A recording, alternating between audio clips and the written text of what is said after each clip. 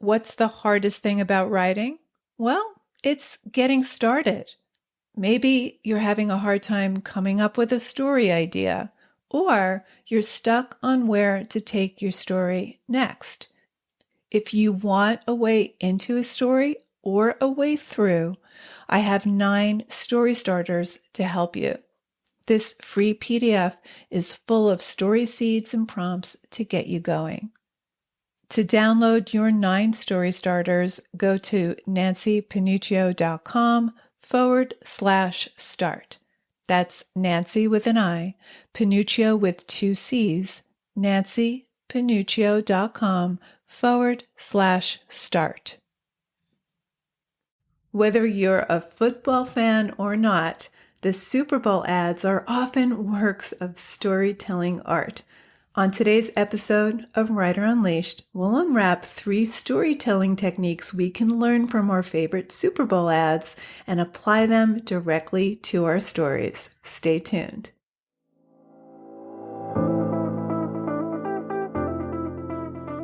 Writer Unleashed is for you, a writer who has a story you want to bring onto the page and into the hearts and minds of readers.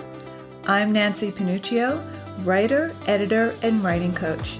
And each week, we'll explore techniques, mindsets, and inspiration for writing stories readers can't put down. Thanks for spending some time with me today.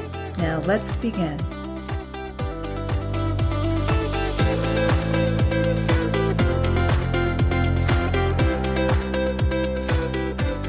I am not a football fan, but I love the Super Bowl ads. I don't even own a TV, and truthfully, I only hear about the Super Bowl the day after when the best TV commercials are making the rounds on social media. Now, what I love about these commercials is that they're very intentionally shaped. And because they only have a short space to tell an entire story, 3 minutes at most, they're a masterclass in crafting character, conflict, and resolution without wasting a single frame. The 2011 Super Bowl Darth Vader commercial for Volkswagen is under 3 minutes. This year's Scissorhands commercial for Cadillac is 1.5 minutes. So they're a great example of economy, and they tell a complete story.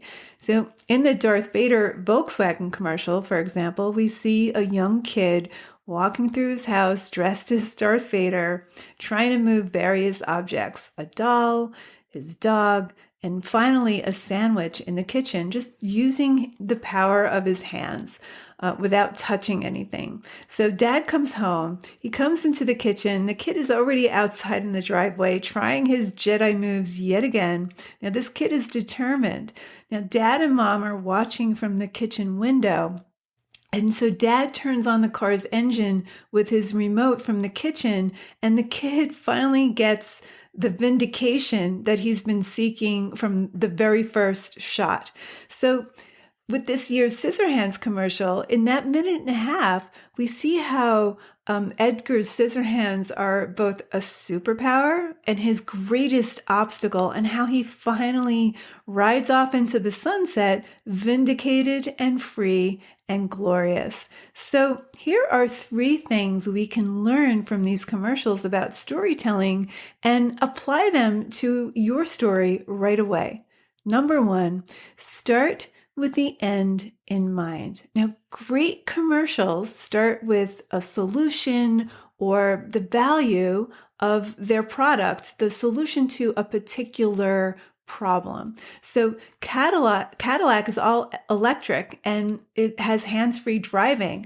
So that's perfect for Edgar Scissorhands, right? And then every scene is reverse engineered from there. We see how Edgar Scissorhands make him a bit of an outcast, with many shots showing him having to rely on other people to drive him back and forth, and how powerless he feels. And by the end, he's able to drive his own car with Cadillac's hands-free driving, and he drives off into the sunset.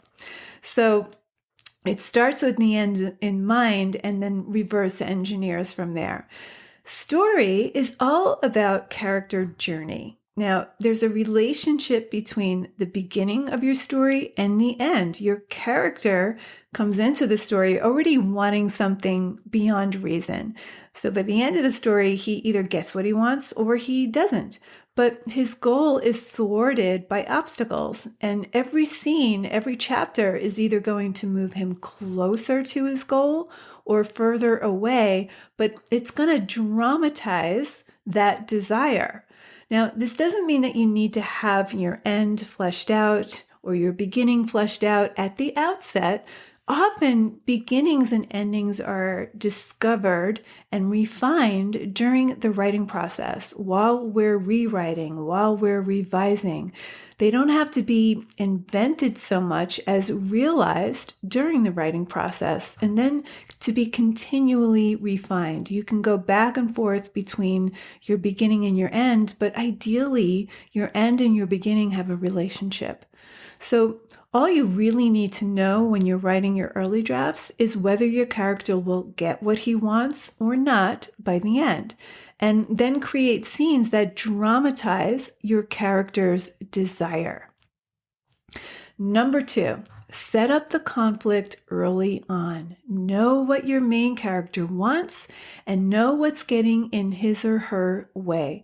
So in the Darth Vader commercial, the kid wants the power to move objects with his fingers without actually touching the objects. But he doesn't have that power. So he's got reality in his way. So every scene shows him trying to move things and becoming more and more dejected with every failed try. So we meet the main character, we see him in full Darth Vader regalia and his many failed attempts at moving objects in his house, and that's set up immediately. In the Scissorhands commercial, he can dice a pineapple and trim his mother's hair in one fell movement. But his superpower is out of place in the real world because everything he touches is destroyed or altered in an unconventional and socially unacceptable way. But the thing that's plaguing him most is not being able to travel by bus or car. He has to rely on other people to drive him back and forth to his school and to his job at the diner. And again, this is all directly related to his victory at the end. Number 3, create a shot summary. Now, when I was at university, my favorite class was a filmmaking class. In order to create the film, we had to write out a storyboard, scene by scene, shot by shot. Our films were short. They weren't feature length, so every single shot had to be significant and relevant to moving the story forward. And this was done because it was a much more efficient way of filmmaking, because the filmmaking process, even for a short film, is very labor intensive.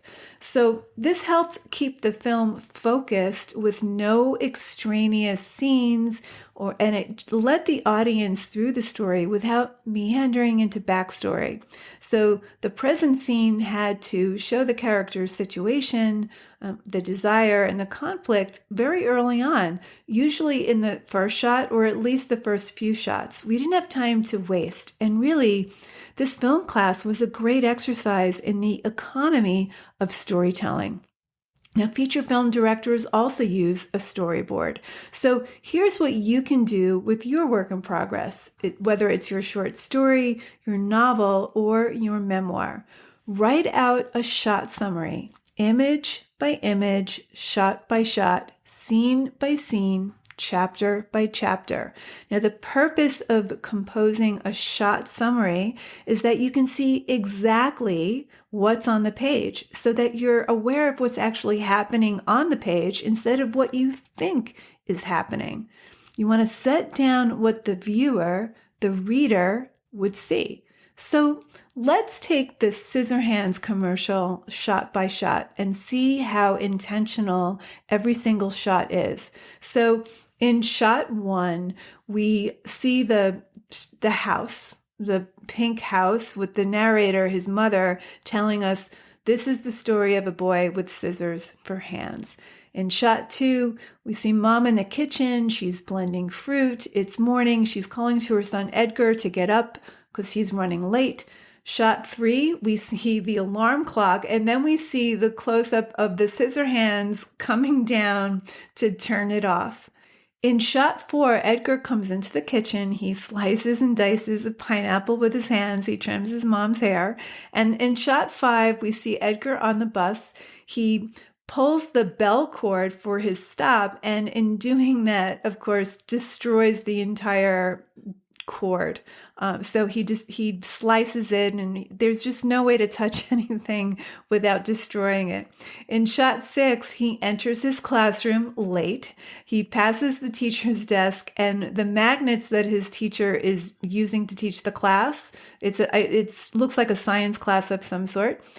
They attach to Edgar's hand. So her demonstration is foiled due to Edgar's passing by with his scissor hands. In shot 7, Edgar is playing football, and he catches the ball and punctures it and deflates it. In shot 8, a girl is consoling him and saying, "You're going to touch a lot of people." In shot 9, Edgar's at the diner where he works, and again, he's slicing and dicing some meal to the disappointment of the customer and also his boss. So he's taken aside and admonished for not sticking to the menu. In shot 10, it's nighttime. He's looking at his destroyed phone screen with a text from Mom saying that she's still stuck, presumably at a meeting. In shot 11, we see Mom driving Edgar home, complaining about her never-ending meeting, and we see Edgar is just kind of slumped, and we see the powerlessness that he's feeling. In shot 12, Edgar again is at the bus stop, but this time the bus passes him by. So the desire, the resistance, and the conflict, it's starting to intensify as we get closer to the end. In shot 13, Edgar's walking home. He's got no way home. And he's just ambling along. And as he does this, he's, destroying a fence because of his scissor hands. There's nothing he can do. He really can't help it. In shot 14, Edgar is home and he's playing a game where he drives a car hands-free. And then in shot 15, we see that open road on the TV. So we see the desire. He's getting closer to what he really wants, which is his own freedom. In shot 16, Mom walks by and she takes notice. She sees how this sense of empowerment is playing out in this game. In shot 17, Mom walks Edgar outside to the driveway, tells him to open his eyes. Shot 18, we see this brand new car. Shot 19, Edgar is in the driver's seat and we see him driving hands-free, finally. And in shot 20, the final shot is the car driving away into the sunset, so to speak. Now, this is all done in a minute and a half. So do the shot summary and see what's actually on the page, not what you think is happening on the page. It's a great objective way to evaluate what's actually happening in your story. So let's wrap this up. Number 1, start with the end in mind. Reverse engineer scenes from there. Number 2, dramatize the central conflict early on. And number 3, create a shot summary. Thank you so much for listening to today's episode of Writer Unleashed. More free resources are available at nancypanuccio.com, so head on over there to grab your gifts. And if you want to connect with more like-minded writers and with me, join us in our private Facebook group over at facebook.com/groups/Writer Unleashed community. It's totally free to join. I'll see you next week, same time, same place. Till then, keep writing, and I'll talk to you soon.